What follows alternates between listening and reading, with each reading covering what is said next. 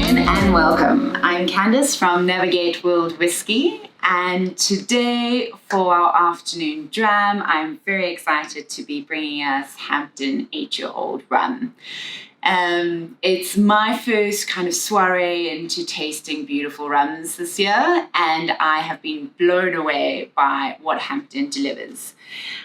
For those of you who might not be that familiar with the brand, it has been in operation for almost 3 centuries, so these guys know what they're doing. From Jamaica, they've been creating rum for almost 3 centuries, and what makes them slightly different is only in the last few years have they been bottling their aged expressions and selling them as Hampden Estate. So if you've not heard of this brand before, that could maybe be the reason. The other reason is it's never been in South Africa before, so we're really excited to be bringing it to our shores. So we're going to get into it, and I hope you've got a nice generous pour of Hampden 8-year-old in your glasses. What we like to also just note is that there's no sugar added to Hampden, and what that means is you're not going to get that big hit of sweetness. You're going to get lots and lots of flavor. There are a lot of rums that add sugar, and that's totally fine and totally allowed, but it often will mask some of the initial character that gets created through fermentation and distillation and maturation. So let's get into this beautiful rum. Natural color, really nice and golden.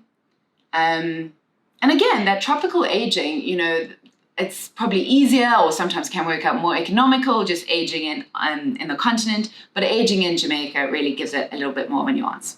So on the nose, again, I remember the first time tasting this, didn't know exactly how to pinpoint it, but there's definitely a sweet undertone. There's maybe a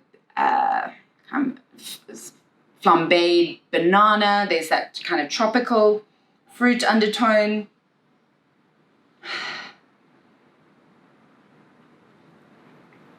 If you keep nosing it, you still get lots of flavors developing, and there's no real wrong or right. And because there's this crazy rum funk that develops, or that is, there's a lot to nose and to get into.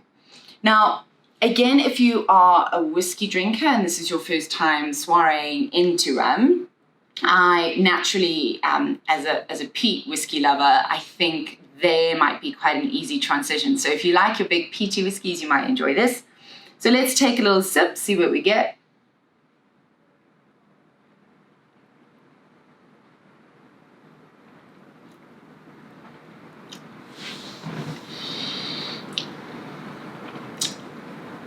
Now that's got some crazy big flavor.